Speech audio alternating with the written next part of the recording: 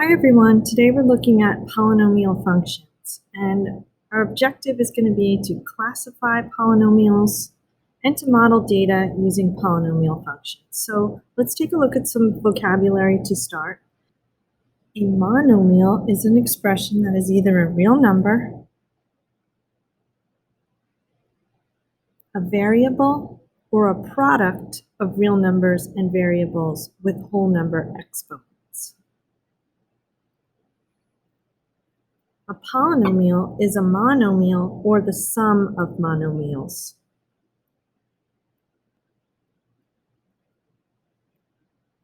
Okay, I have an example here of a polynomial function where n is a non-negative integer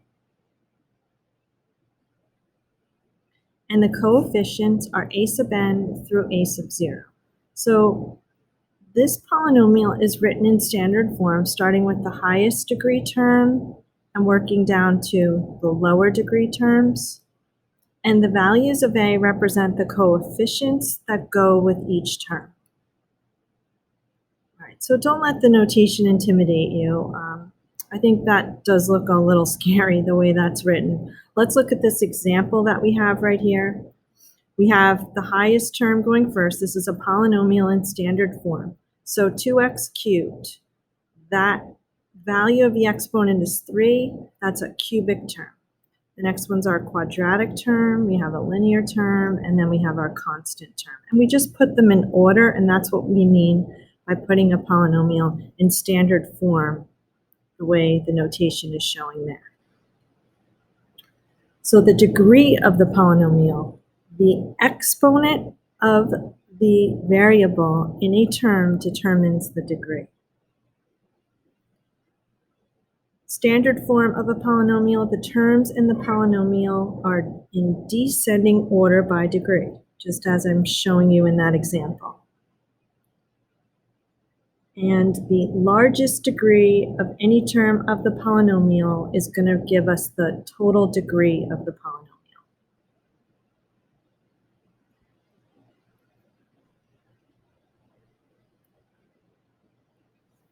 All right, so let's look at some examples. So first of all, right down the line, we're going to look at a degree where we have a 0 degree. If we're linear, it's a degree of 1. Quadratic, it's a degree of 2. Cubic, it's a degree of 3. Quartic, a degree of 4. And quintic, a degree of 5.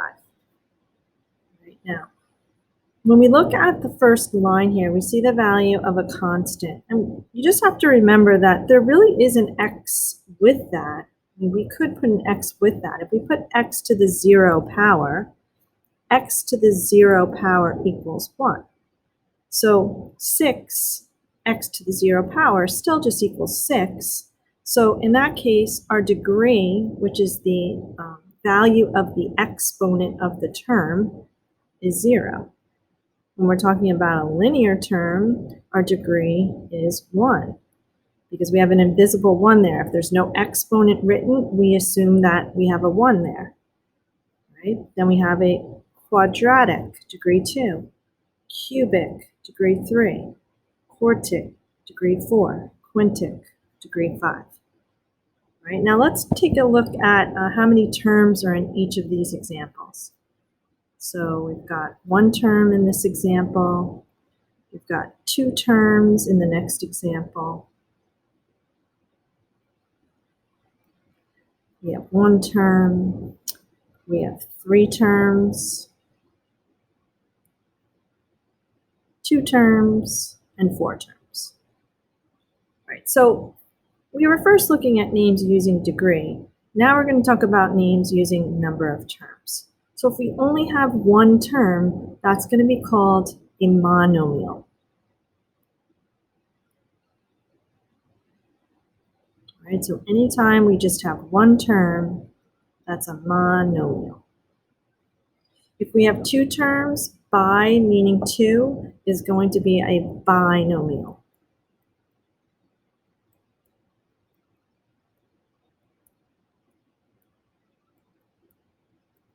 If we have 3 terms, tri means 3, we're going to have a trinomial. And once we get past 3, we really don't have official names. We just call that a polynomial of however many terms.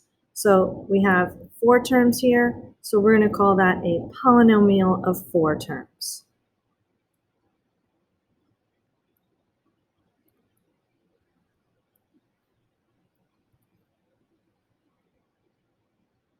If we had 5 terms, that would be a polynomial of 5 terms. If we had 6 terms, it would be a polynomial of 6 terms, and so forth.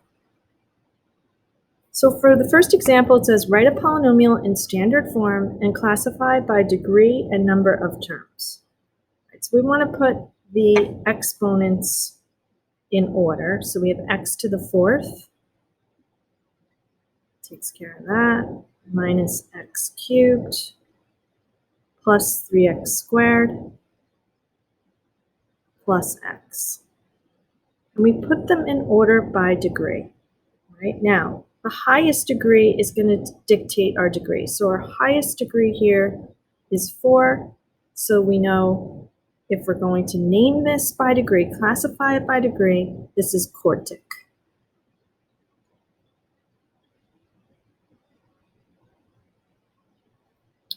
And the second part asks us to classify by number of terms. Well, we have 4 terms, so this is going to be a polynomial of 4 terms.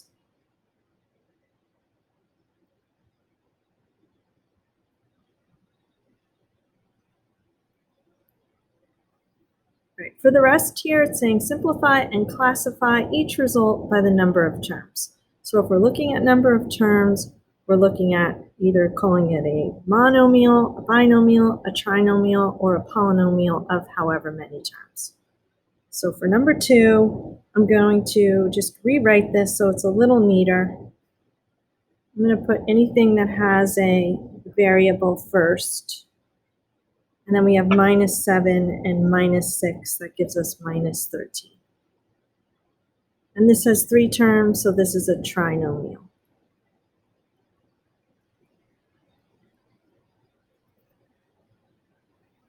Now, typically, I won't give you 2 variables. If I'm asking you for the degree of the polynomial, you'll only have 1 variable. So for number 2, that could be a little confusing. If I ask you for the name by the degree, there would only be 1 variable. So if we look at number 3, again, we want to simplify this. We want to combine like terms. So the first thing I'm going to do is distribute the negative.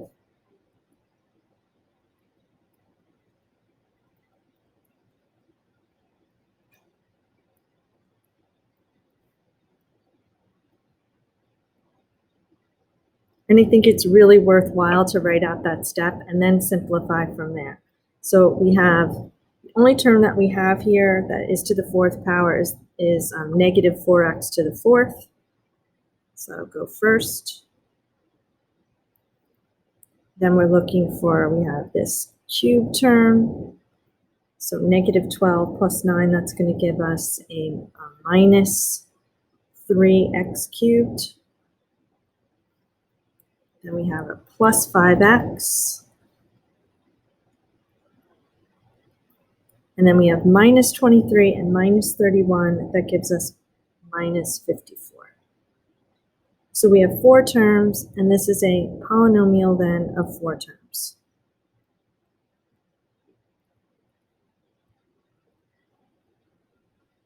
And just for fun, if we were going to classify this by degree, it's a 4th degree, so this is a quartic polynomial. All right, let's take a look at number 4. So sometimes kids get really confused when they see something like this. They're not really sure where to start. I would just say, let's just take care of the first part here. Let's multiply that and see what we're left with. So we get 2x squared, and then we still have 4x plus 1. So we have a monomial times a binomial, and we're going to have to distribute that 2x squared to both parts of that. So we end up with 8x cubed plus 2x squared. So this is a binomial. And if we were going to classify this by degree, it's a third degree, so this is a cubic binomial. Okay, again, we want to go ahead and simplify this first, so we're going to use FOIL. And it might be helpful for you to just write out FOIL and then go ahead and go from there. And we have 4 terms, so this is a polynomial of 4 terms.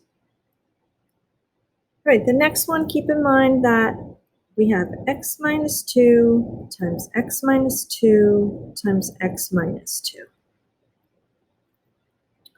So I'm going to do these two guys first. So that's going to give me x squared minus 4x plus 4. It doesn't matter what you multiply by first. I just like to write it out this way. Now there's 2 approaches.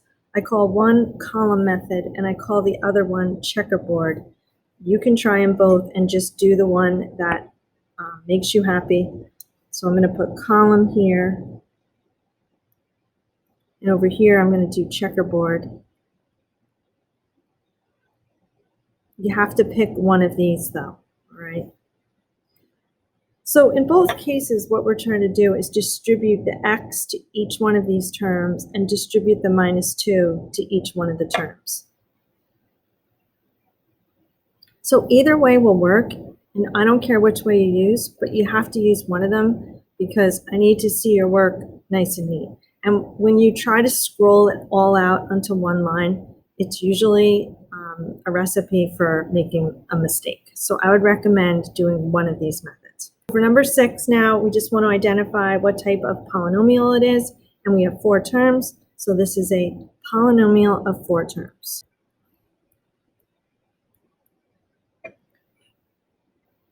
So for number 7, let's do this. Let's all at least start in the same place. Let's multiply these first 2. And when we multiply those using FOIL, we're going to get 2x squared minus x minus 1. And now go ahead and either try the column method or try the checkerboard method.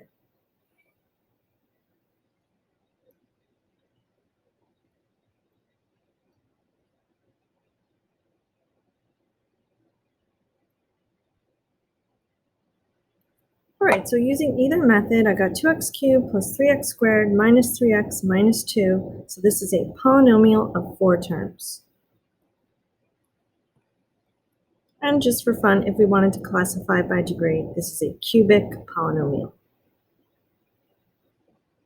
On this last page, we're going back to modeling. We've already used lines and parabolas to model data, and sometimes you can fit data more closely by using a polynomial model of degree 3 or greater. So we're going to look at linear and quadratic and compare them. All right, so the first thing we want to do is go to our calculator, and we're going to enter in the data for number 8. So let's go ahead and do that first. So we're going to go to the calculator. We're going to clear all your lists. We're going to go to second plus sign. We're going to go to number 4 and clear your list just so we start fresh. We also want to make sure that diagnostics are turned on. So we're going to just double check that. So that's going to be second 0.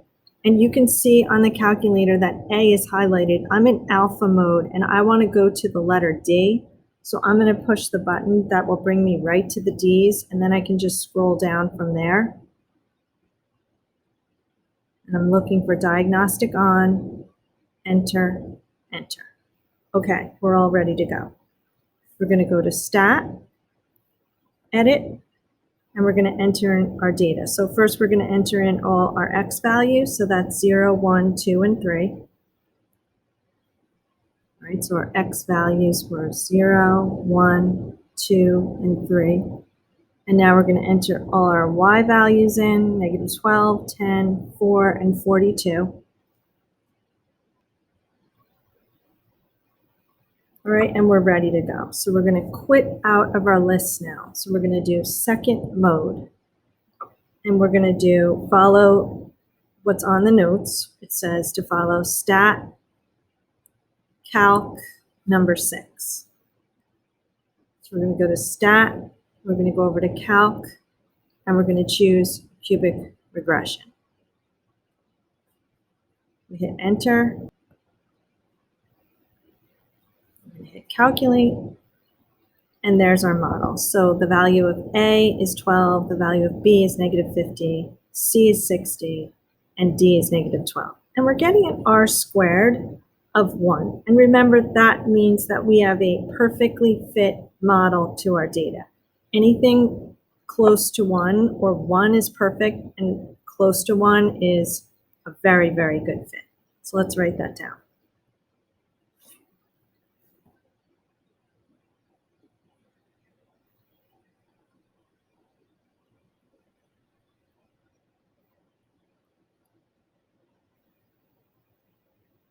Right, for number 9, it says determine whether a linear model, a quadratic model, or a cubic model best fit the values in the table.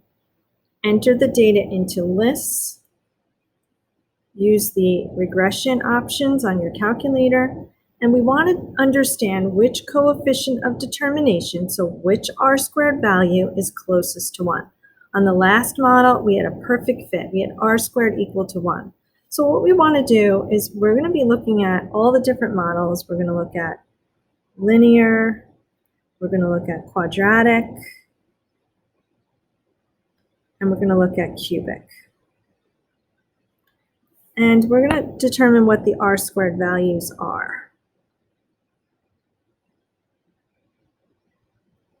Right, so first we have to put in our data. So we'll go back to our calculator. We're going to clear the list, second plus sign, clear your lists. We're going to go back to stat, edit. We're going to put our X values in.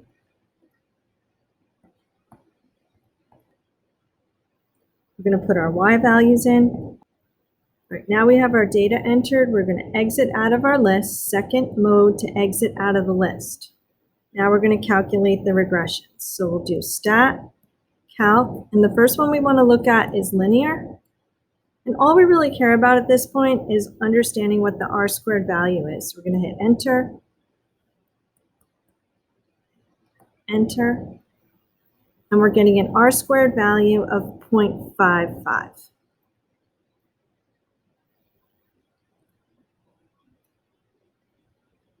Okay, let's look at quadratic.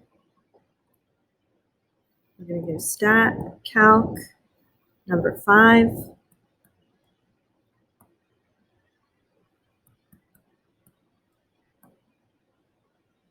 The R squared value here is 0.76.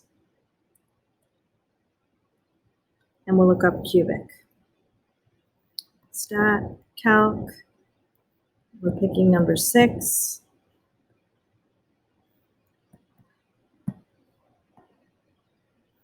And this time we get just about 1, 0.9998, so we're going to round that to 1.00.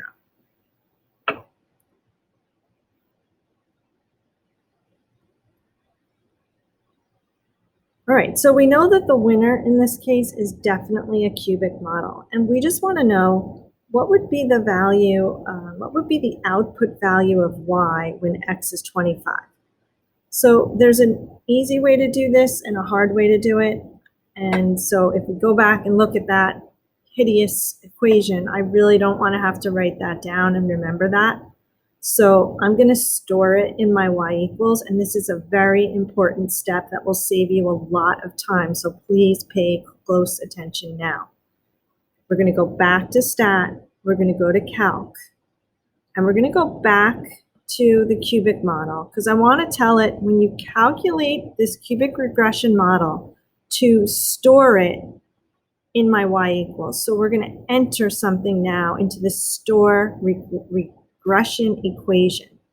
All right, so the buttons you would press to do that would be, you're going to press vars, and it's highlighted in red on my screen right now.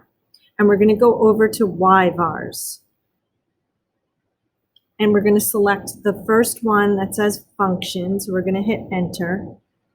And we're going to select y sub 1 because we want it to put the cubic regression model into y sub 1. Wonderful. Now we're going to say calculate.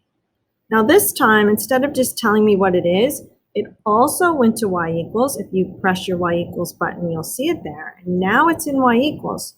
So now I can go to my table and I can just look up the value of x equals 25. So we're going to go to second graph, and we're going to look for that value of 25.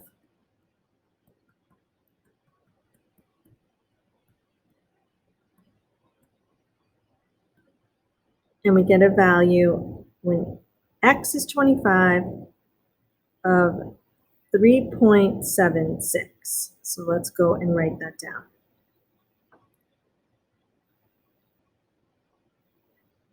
Okay, last problem, number 10. The world's gold production for several years is shown below. Find the quartic function to model the data. And this happens a lot when we have x representing years. We're going to let a specific year represent 0. So we're going to put our x values here. It's saying let 0 represent 1975. So 1980 was 5 years since 1975. 1985 was 10 years since 1975, and so forth. So these are going to be the values we're going to put in our list 1. So this is our x, this is our y. We're going to enter that data into our calculator, and we're going to come up with our quartic model, and then of course we're going to use it to predict for 1988 and 1997. All right, so before we even do that, let's just identify what values of x are 1988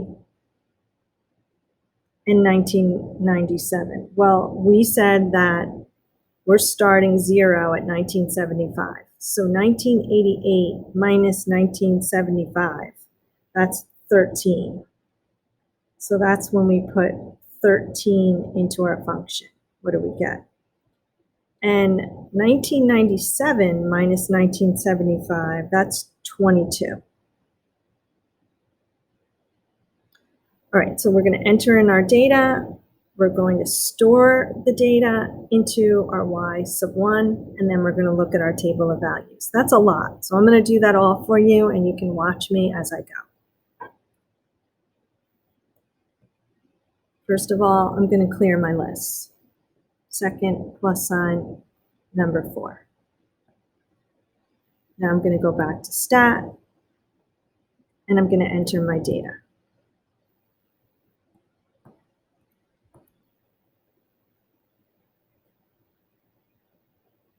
Okay, I have all my data entered. I'm going to quit. I'm going to stat, calc. I'm looking for the quartic model. So I'm going to go down to number 7, quartic regression. I'm going to store my model into my y equals. So I'm going to vars, y vars, enter, enter. Hit calculate. And now I can go to my table because you can see the function's been put into my y equals. I'm going to go to second graph to look at my table. I want to look at the value of x equals 13, so I get 61.959, or I'll round that to the nearest hundred, let's say, so 61.96. And I also want to look at the table value of 22, and that's 75.92.